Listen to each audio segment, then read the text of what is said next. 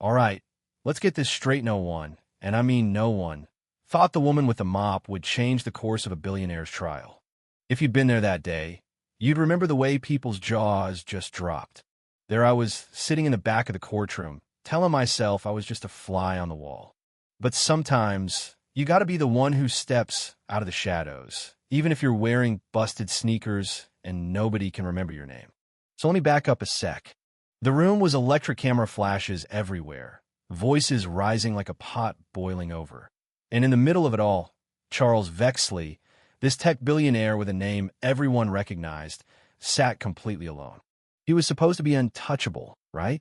Money, power, all the connections in the world, but in that moment, with his legal team down to just one guy, Victor Delancey, the kind of lawyer who cares more about his watch than your freedom, looked like he'd just lost everything that mattered.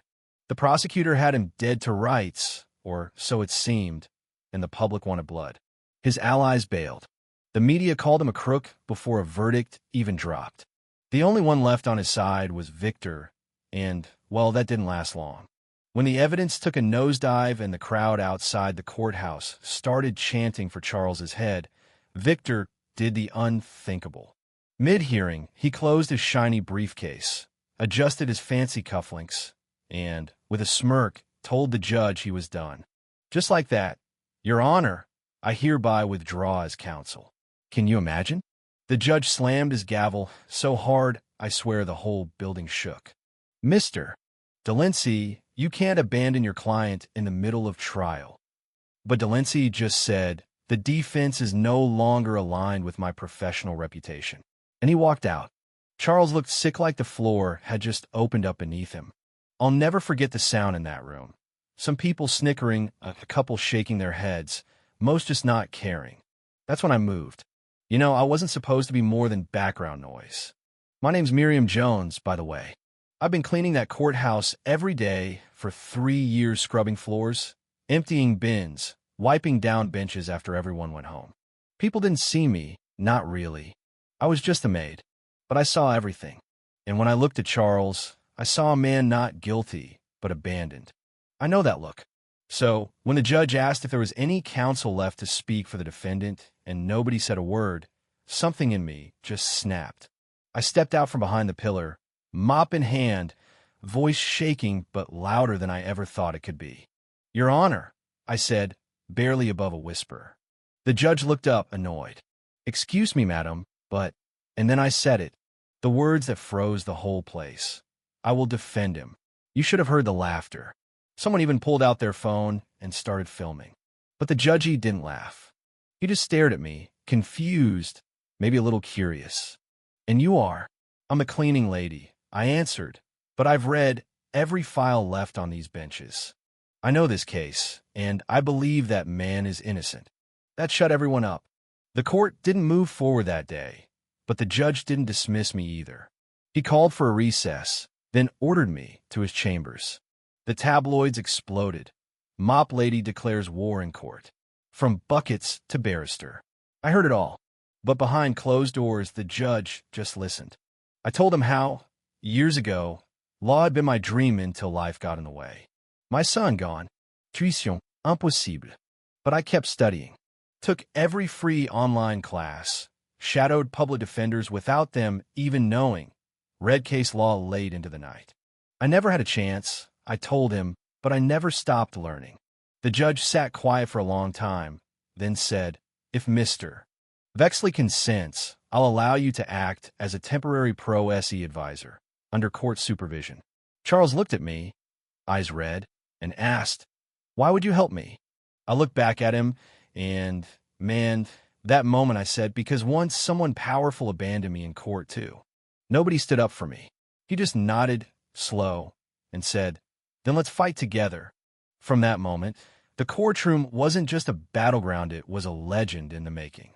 I wasn't allowed to officially represent him, but I could sit beside Charles, point out holes in the prosecution story, ask questions, and show the court a side of the case no one wanted to see. Some people mocked me, others cheered. As I dug through the evidence, things started to smell funny. The timeline was all wrong. Digital logs didn't add up.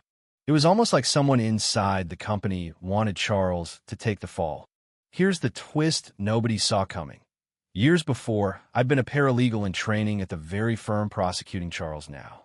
I'd uncovered fraud by one of their partners, a guy named Robert Hensley. Instead of a promotion, I got the boot blacklisted, lost my apartment, lost my son to the system, ended up cleaning just to eat.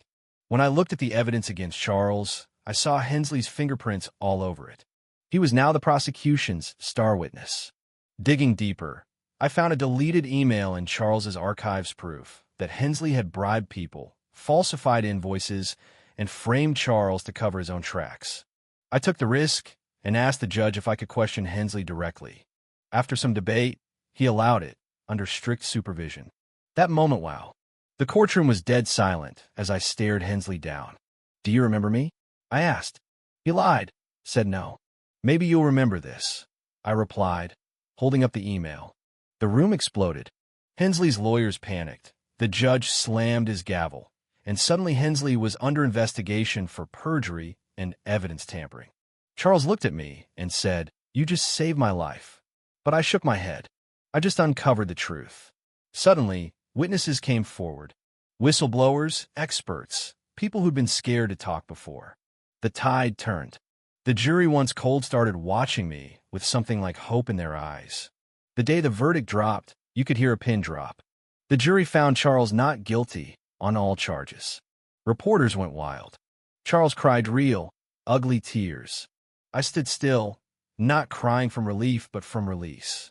The judge came over to me, quiet as ever, and asked, "Miss Jones, what would you say to a full scholarship to finish law school?"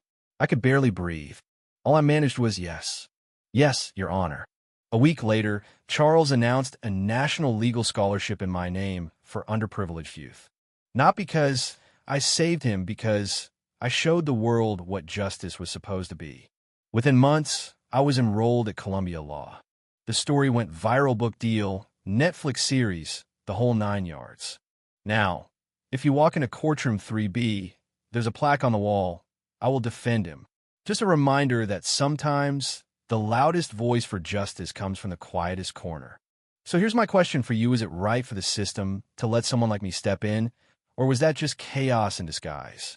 Where's the line between law and justice, power and truth? Drop your thoughts below. Who knows? Maybe your voice is the one that'll change everything next.